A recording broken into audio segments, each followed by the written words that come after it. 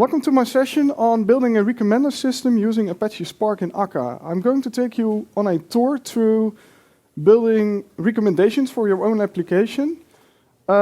Something I've done before for KnowNow, a knowledge management system I've worked on. And I'm just going to show you a little bit of theory, and then we'll quickly dive into code and show you how to build this. I'm actually somewhat of a weird developer.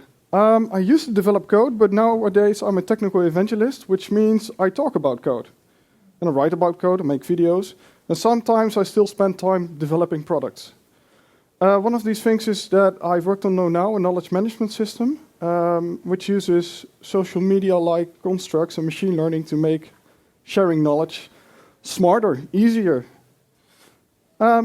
Apart from that, when I started working on KnowNow, I started working on machine learning algorithms such as natural language processing, extracting tags from pieces of text, recommending knowledge to people, all that sort of stuff.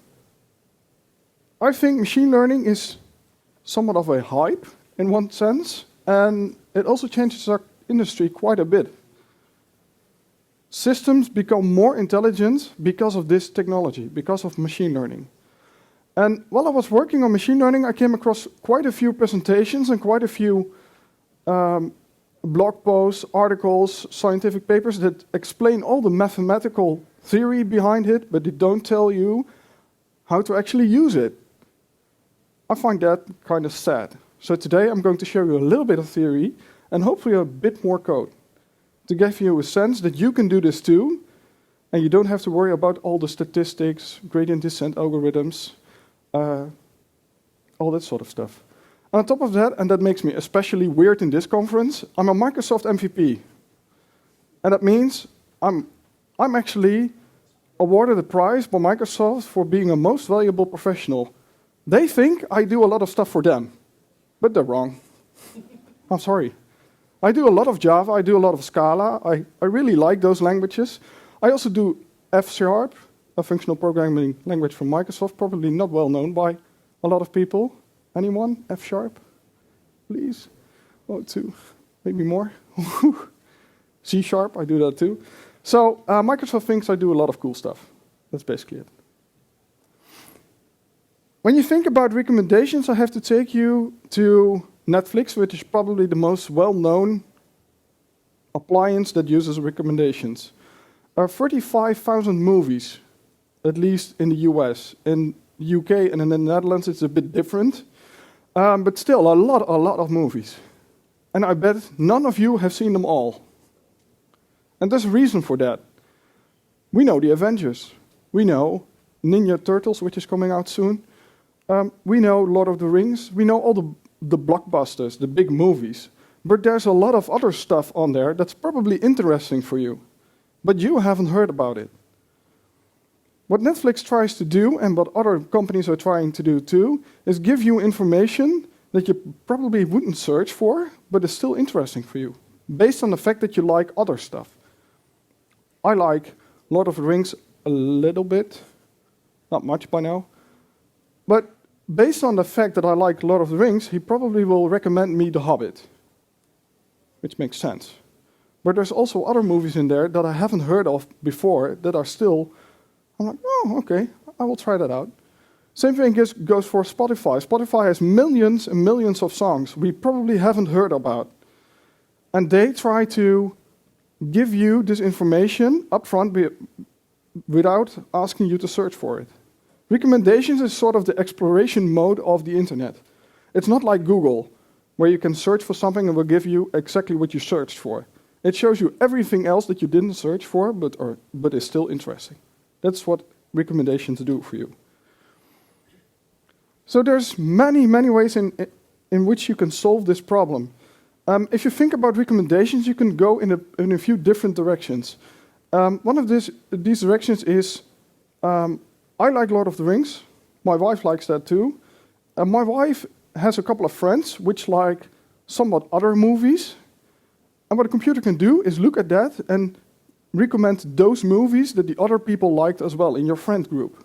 Facebook does this. There's also I like Lord of the Rings. There's another movie that looks a lot like it. So maybe I should recommend that. Similar items. That's also a direction. There's a third direction in which I'm going to talk about today, is the alternating least squares, is the algorithm for that. And that's sort of the notion where the computer is going to create a profile of you, what you like, in general. I like romantic movies. Well, maybe not. I like action movies. I like scientific movies. I like documentaries. And there's also a profile of the movies that are available in the system. The Avengers are probably a lot like action movie. There's some science fiction in there. So it's probably something that I would like.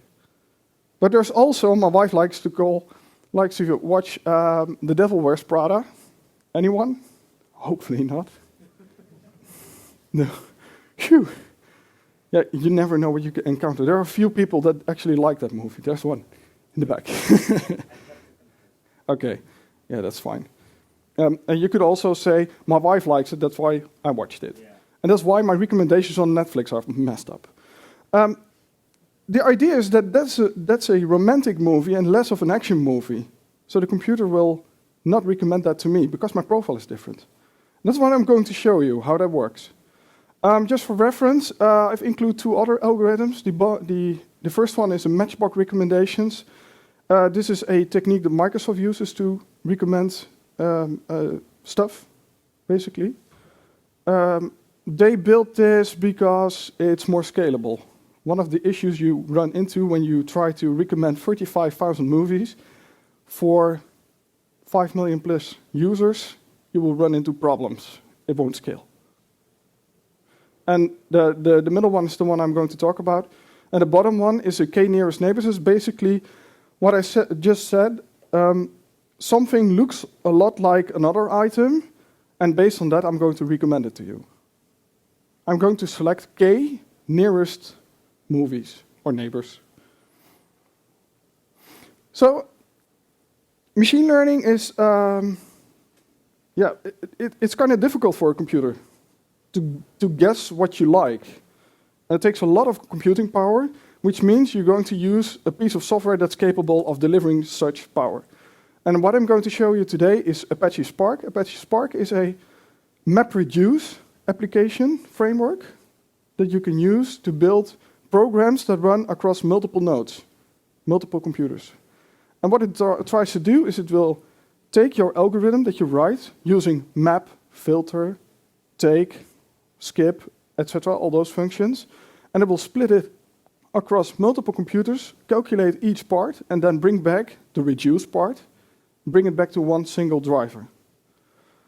And this is the sort of stuff that's very basic. It probably won't say you anything.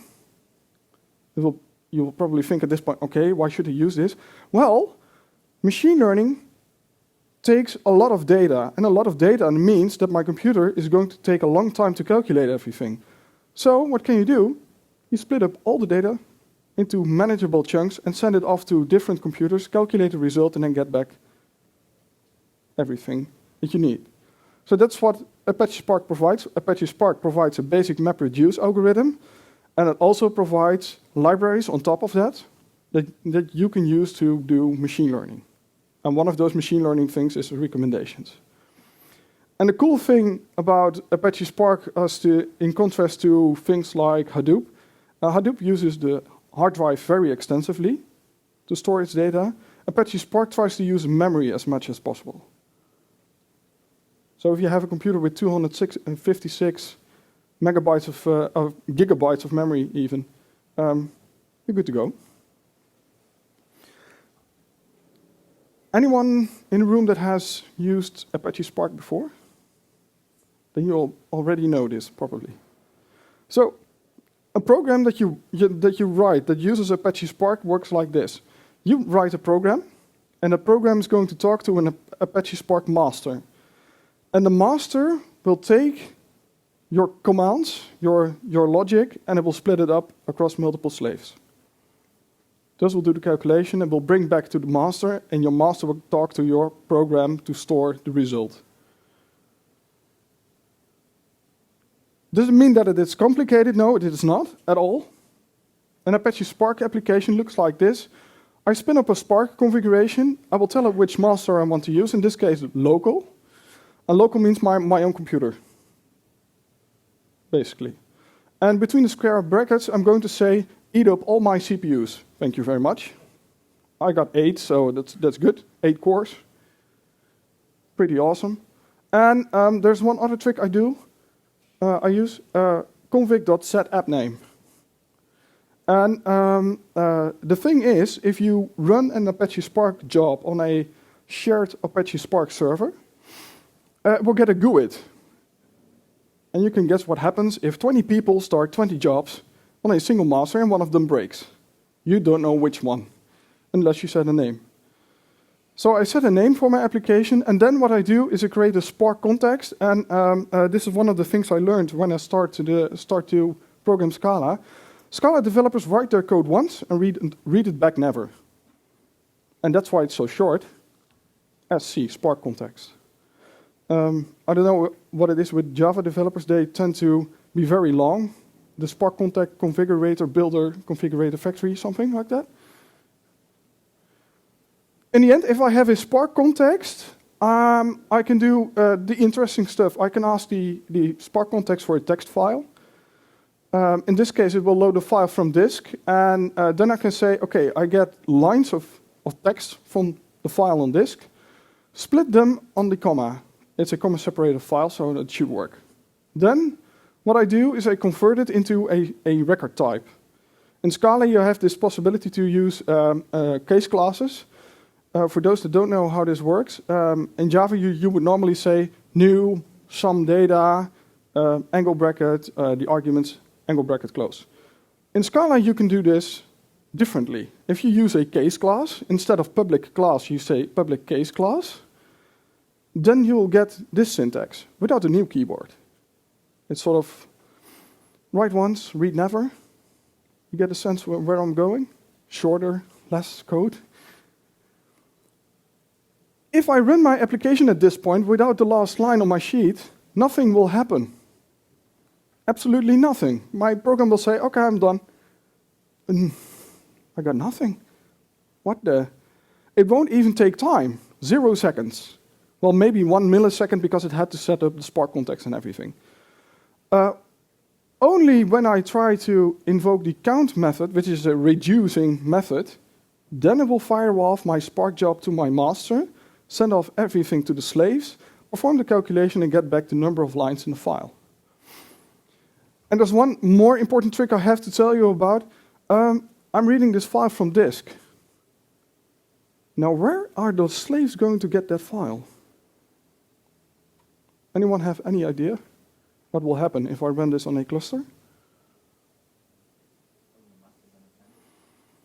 You hope that it does that, but it doesn't.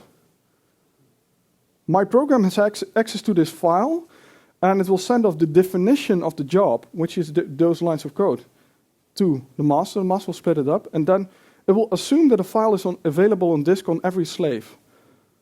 So if you start to use Apache Spark for anything, I would invest also in learning about HDFS or Cassandra or any other distributed file storage, data storage in any form or shape.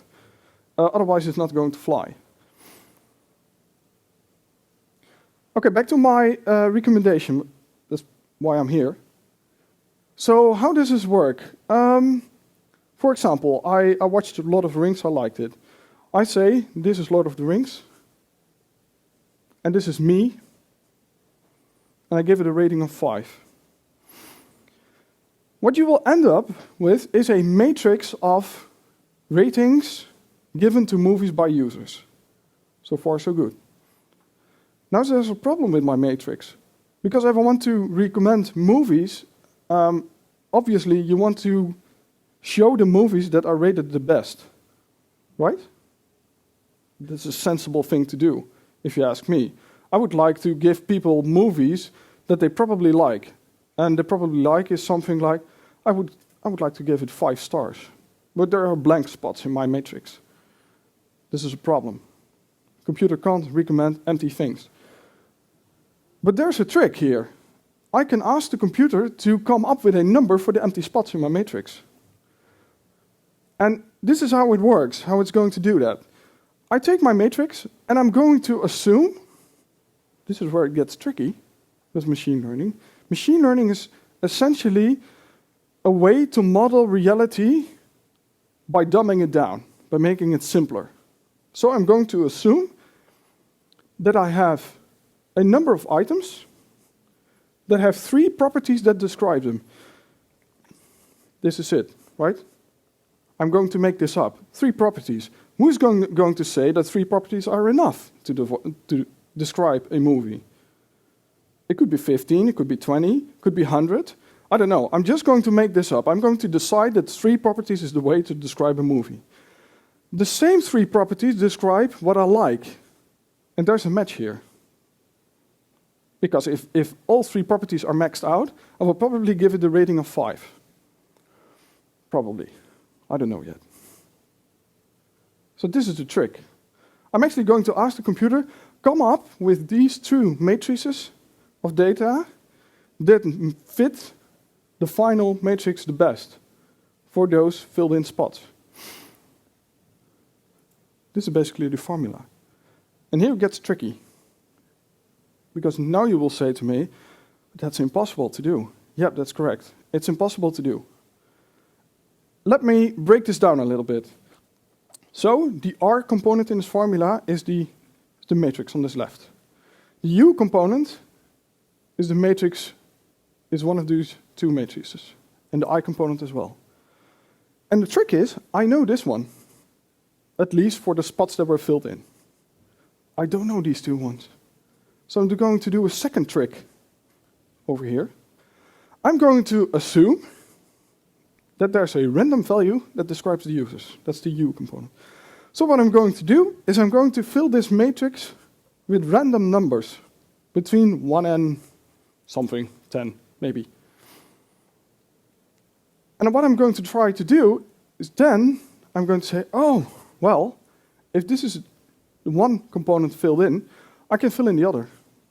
And there's a trick for that. In machine learning, we call this a gradient descent algorithm. We're going to calculate, for example, for this item, we're going to say, okay, this rating 5 is 2 times 6. Why would I do that? I don't know. I'm just going to randomly guess. 2 times 6 is 12, but the original rating was 5. That's an error rate between the 2. So the computer is off. It's wrong. No problem. I'm going to do another iteration, and I'm going to make the error rate smaller by adjusting one of the 2 numbers. And I'm going to do it again and again and again and again, about 100,000 times. And at the end, because this is a mathematical trick where I always get a global optimum, this is a convex problem. That's what they call this. The scientists have all this sort of fancy words for it. For you to remember, this is how the computer gets to the best solution. It will get there in about 100,000 attempts. And it will do that for every filled-in spot I have here. And then comes the trick. Since I have random numbers in one of the matrices, it's off by far. It's not going to get there. Then comes the next trick. And it's all trickery. This is the magic of machine learning to me. Someone came up with this model, and it is still amazing me how it works. The next trick is, I've chosen random numbers for the first one. I've solved the second one. Now I'm going to take the second one and solve the first one again. And it will get better at some point. Is it similar to Monte Carlo? Sort of, yeah. It's sort of the same thing, but it's different in the sense that we're using matrices, and there are some subtle differences. So that's a good question. Is this a sort of a Monte Carlo algorithm? Yeah, it sort of looks like that. Yeah. Is it kind of a linear regression model of machine learning? Is it similar to that? Yeah, so what this uses, the question was, does it use linear regression models? Yeah, to some extent. To get, once you have one of these 2 components, we're going to solve the other one using linear regression. Because the rating goes from 1 to 5, it's a linear scale. So there's a connection between the property of me and the movie what rating I gave. So yeah, you're correct. The alternating least squares is about getting the error rate down. Least squares is an algorithm that machine learning people use to come up with the right numbers for a linear regression model. And this uses that as well. But the extension of that is that first I'm going to choose random numbers, solve the I component. Then I'm going to take the I component, solve the U component again. And then I have both. And I'm going to back. I have the U component, I'm going back to the I component, etc., etc. It's going alternating between the two. And it does that about 15 to 20 times. Again, first I started out with picking the number of properties. Then I'm going to pick how many times I'm going to alternate between the two, the I and U component, solve them. So you can imagine that this is all about picking random numbers, basically, and coming up with a good solution. And I can tell you up front that this is not going to resolve itself very well. The first run could be all right. The second run, it could be all wrong, because we're working with random numbers, and we made all this up. Still, I learned from this that this is one of the best ways to come up with recommendations. I've discovered that we used to use k-nearest neighbors, and we had a precision of about 60%. And 60% of machine learning is better than random, but still, kind of sad. Using this formula and using Spark, we came up to 80%, so it's a lot better. And I'd like to give you this sense that while machine learning is it's based on assumptions, it's a model of reality, it's still better than nothing. Okay, so I've shown you a lot of math, and a few people were asking me, okay, what is this related to? Do you need to know all this? Yeah, you need to know what sort of direction we're going in. So you need to know that we're going to make a profile of a user and profile of items, and we're going to match the two together to come up with a final set of things that were interesting to you. Other than that, forget all the math and let's get going with code. So what I did is I wrote a program, a small service. Some people like to call it microservices. That does this thing. And in this microservice, I have a connection to a Cassandra server. And here's the Spark context again. And I'm going to ask it for a table in a configured key space, a database, so to speak. For my table that contains ratings given by users, the user ID, to an item. And the rating I'm going to store as well. And this object I'm going to create, rating, is something used by Apache Spark to model the first matrix I had. After that, there's only one line of code that's interesting. That's this one. Alternating least squares, .train, take my ratings, a number of properties, rank, run for 10 iterations with a learning rate of 0, 0, 1. And the last property is mainly down to the linear regression model we're using, or for people who don't know, this is how fast the computer will try to approach the most optimal numbers in those two matrices I showed before. And this number needs to be small. Don't go overboard, don't make it bigger than 1. Better yet, keep it below 0.005 or something. If you make this number too large, it will overshoot and it will go in the wrong direction. You will get invalid recommendations. That's basically all there is. The model I get out is a matrix factorization model, for those who like to Google. Is a model that is the filled matrix with all the users, items, and ratings that were given for them, including the blank spots. After this, it's nothing more than sort all the movies for me from highest to lowest rating and show the top 10. That's it. So that's very fast. Learning the model is very slow. It will take 100,000 iterations to get the most optimal numbers, and then it will take 10 times that to get all the alteration stuff out of the way. Running it is very fast.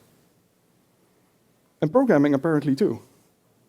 So now that I have a model, I need to expose this to the user. Not going to show you a lot of Akka code.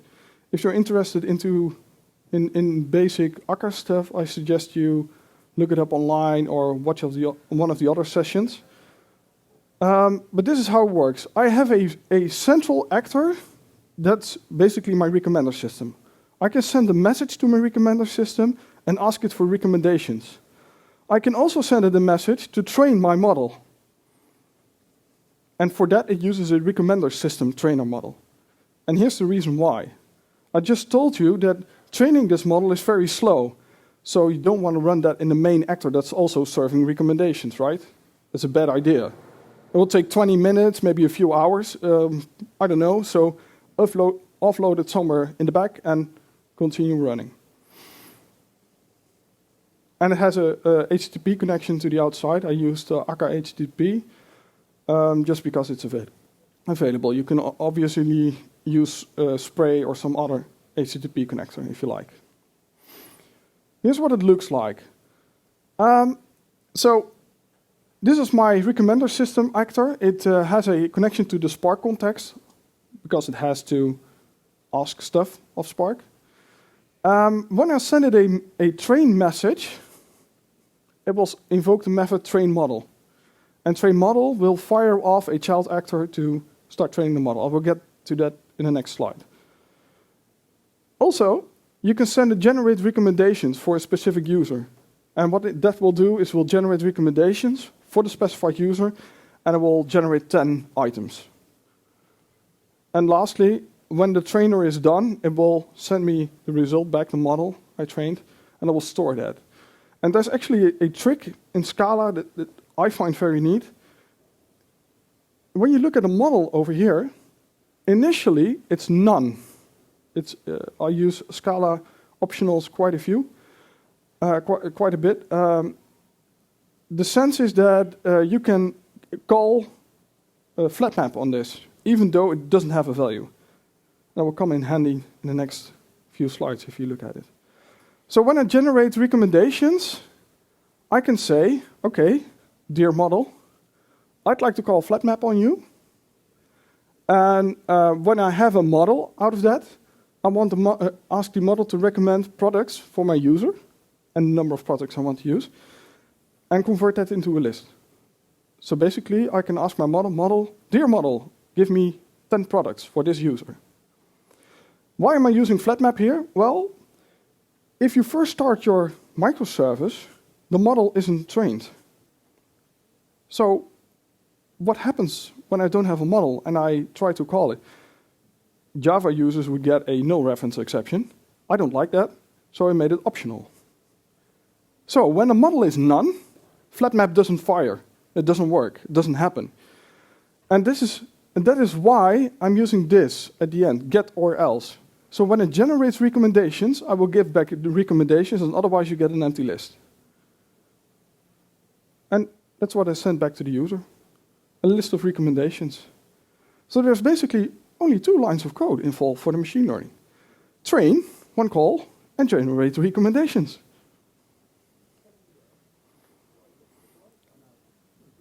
The training bit is not very hard. I will just call the als.train, and that's it. It will run in the background, send it off to a master, process everything, and get it back. So you've seen that. So I've used random numbers. I picked a random number of properties. Basically, I'm just screwed. That's all I know at this point. Assuming that the scientists were right, this should work, but I don't know why. I don't know how. So here's a trick. It's not very scientific. You can use a lot of scientific methods to measure how well it's performing, but I've come up with a much simpler solution that you can use too. And here's how it works. There's 3 steps. First, when I generate recommendations in my service, I'm going to store them in a database. I'm going to say, at this timestamp, for this user, I recommended this product. Second step, I'm going to record that when every time someone views a piece of knowledge in my system, for example, watches a movie, I'm going to record at this timestamp, this user watched this movie. And there's a couple of assumptions here. The clicks I don't record on the recommendations I generated. Those are just general clicks on my system. Sounds weird, right? Why would I do that? Those are totally unconnected. There's a trick here. I'm going to assume that when you click an item in the system, I'm going to assume that you find that item interesting. Otherwise, you wouldn't click on it. I could be wrong. It doesn't matter much for my measurement purposes, because that doesn't present a problem in the end. Maybe you'll think now, okay, yeah, but there might be another reason why the user clicked on the item. No problem. Just assume that this works. The third step is to crunch the numbers. And crunching the numbers, I have to come up with a so-called confusion matrix for this. And a confusion matrix tells me something about how well I did. First, if I clicked an item and it was also shown in the recommendations, that's a true positive. That's good. I want that. It signifies that I indeed found it interesting. Also, when I did click the item and it wasn't shown in the recommendations, that's a false negative. I had to show it in the end because it's a good product. And so on and so on. For the not interesting and predicted interesting is a false positive. You shouldn't show that. That's not interesting for the user. And the items that I didn't click anywhere and didn't show, good to go, true negative. From that, I can derive two measurements that are going to tell me how well I'm performing. One of them is precision. From all the items that are interesting for me, how many did I show? No, I'm saying this wrong. How precise am I with the recommendations? Of the amount I've shown on the screen, how many are actually interesting for me? The second one is how many items have I shown from the items that were really interesting to me? Let me elaborate on this. So, for example, there were 4 items recommended to me. Akka with Scala for Dummies. Sounds reasonable. Cooking with your grandmother. I like cooking, but not with my grandmother. Something about bears. Could be. And a 1 in 1,000 things you don't want to know. Oh, yeah, great. That's cool. In total, there were 10 items in my database. So what does this mean? The first one and the last one I liked. That's my first number, true positive. I clicked on them, and they came back in my recommendations. The second number is 5 items were actually interesting for me in total. And finally, 10 items in total, which means 70% of this stuff is valid for me. That's kind of cool. And why is it number 5 and not 6? I showed 4 items, leaves me with 6, but one of them was still interesting for me. Was not a true negative in that sense. I liked it, I clicked it, but it didn't show. That's the whole problem. So 70% precision is, well, kind of okay. It's doable. On the other hand, recall, there were 3 items in the database that were actually interesting for me. Only 2 were shown, 66%. That is sort of less okay. You aim for 80% in machine learning or higher if you can. But yeah, in this case, I didn't get it. So it's sort of, yeah, it makes me a little bit sad. So in machine learning, although you have these 2 formulas, it's not going to be exact. It is not like you can run a unit test on this and say 66% is okay for us. Remember, we picked random numbers, we picked a fixed number of properties, and it's all a random game of guessing. It's sort of okay. Machine learning is all about it's sort of okay. Or maybe it's just wrong, but I have to tune how wrong do I want it to be. So if you're going to test this, and if you're going to use this technique, be prepared to not write unit tests for it. Maybe for the structure, but not for the outcome, for the precision and recall. Yeah.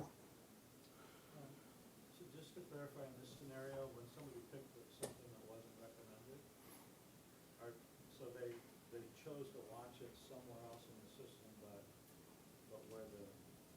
why they were recommended. So they eventually watched the movie. Yeah. They picked the movie to watch, but not via the recommendations. Is that the scenario? Yeah, so your question is it a scenario that a user watches a movie, although it wasn't recommended? Yeah, that's a scenario, and I'm going to use that in this particular measurement method. Where the one came in. Yeah, exactly, yeah.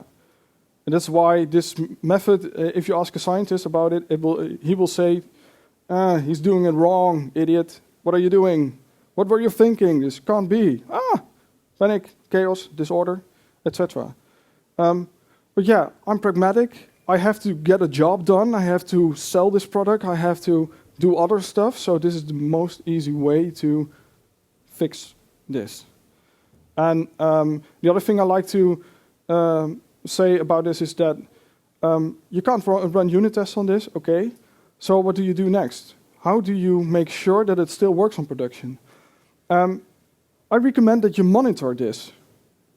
Run a separate program that crunches this number once every hour or something, and it will log this to Elasticsearch or some other monitoring solution where you can watch it on a dashboard and keep track of how well it's doing. If you see sudden drops or sudden rises in the precision and recall, that's the moment where you want to stop the system and take a look. What is happening? Why is this happening? Can I come up with a better model? And this is the point where you start to tweak the rank and the iterations. Pick more properties, pick less properties, change the learning rate, maybe change the number of iterations. You can all do that, but you have to monitor this. You have to take a look and retune this solution every once in a while. How often this has to happen, I don't know. It could be every week, it could be every month, it could be every year. Depends on your system. Just monitor this, and you will see when things start to go weird. And it will happen. We've seen it happen. We had to tune this every month in the beginning, and then it will improve over time. There's one other interesting aspect, since we're talking tuning. When I first started working on this, I thought, okay, precision has to be very high and recall as well. But here's the thing. If you want to increase recall, you will have to increase the number of items you're showing. The more items you're showing, the more items could be wrong. Precision drops. If I want to increase precision, I have to reduce the number of items I'm showing. And even then, I can't reach 100%. Sometimes I reach it. If I show one item, I could be 50% right and 50% wrong, obviously. So what do?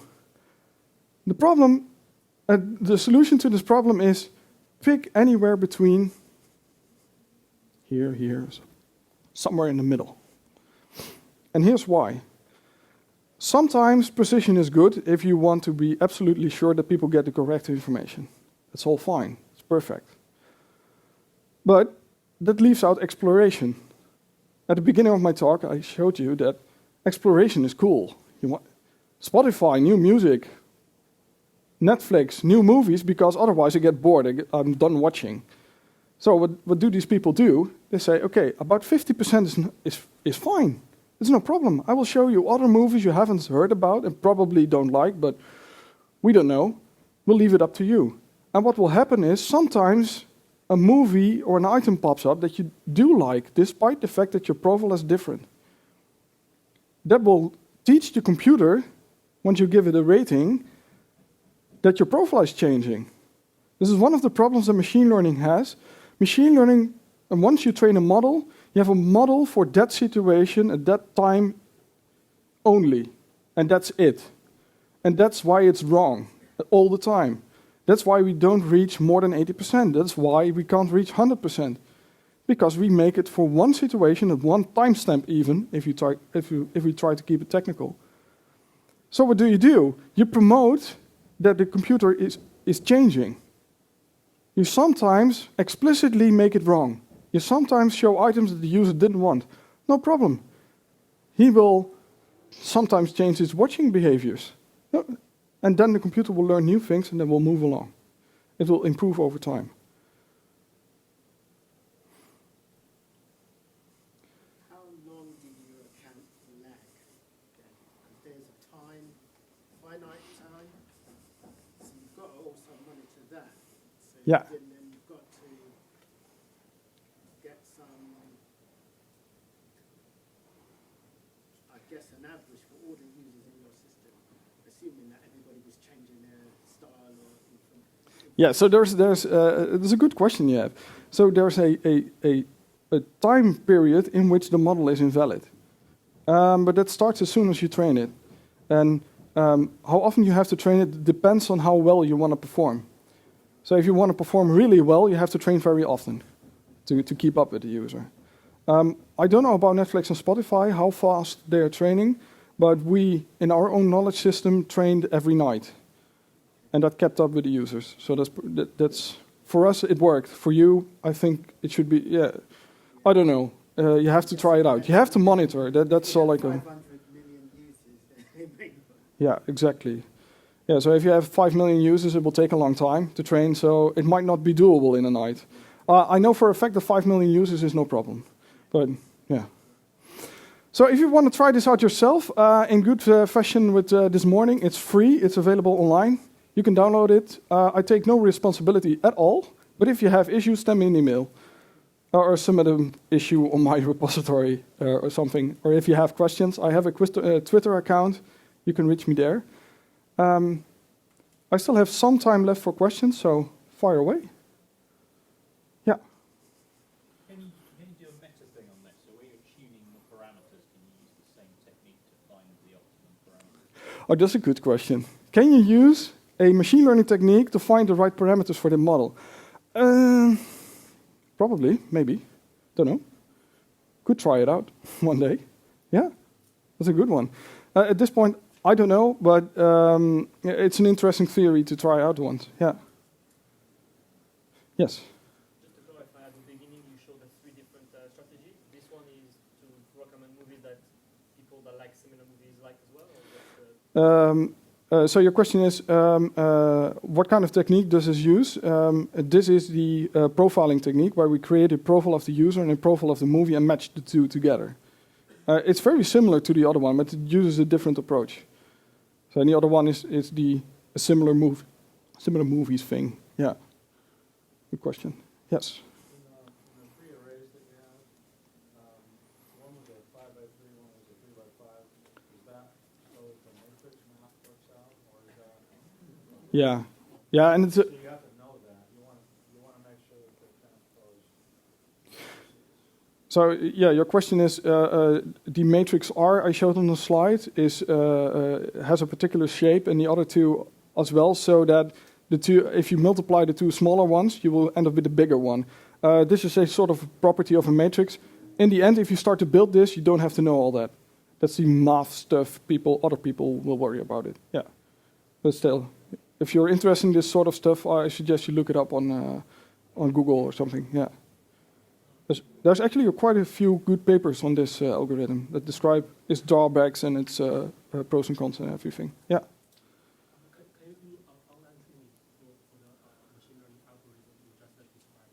Sorry? Can you do online training? Can you do online training for this? Yeah, there's actually free training. Hadi is going to hate me for this. But Coursera.com has multiple training, multiple courses on machine learning itself. Maybe not specific on this one, but they will talk recommendations as well. There's one by the University of Washington, and there's one by Cambridge, actually, that also teaches you how to use machine learning. They do use different tools, though. Sorry. Actually, my question is like in the model you just described, like you need to get all the big matrix first, and then you can just integration to get the smaller matrix. Mm-hmm. The question is like the big matrix is keep updating. Like can you just incrementally just updating the model? Oh, can you train this model incrementally? Yeah, like I haven't used that, but most of those models can, yeah. And this one as well, but I haven't used it, so I don't know the exact function call or something for that, yeah. But there's good documentation on the Spark website on it as well, yeah. Other questions? Yeah? In the front? Me? Yeah. So I used the recommendation algorithm for the in Apache Mahout. Mm-hmm. You know which are. Can you explain the differences between them? That's always a difficult question. So, what are the difference between Mahout, Apache Spark, and other tools? So, Mahout, I don't know exactly. I haven't used it. Apache Spark is mostly memory-based and general purpose, and Hadoop is more file-based. Also general purpose in that sense, but more limited. Mahout is based on database, and you train it every time that you have a new input. Yeah. So Spark is different. You choose when to train the model. Yeah.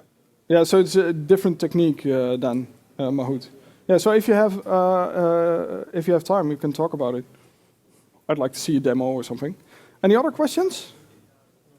No. Cool. Thanks.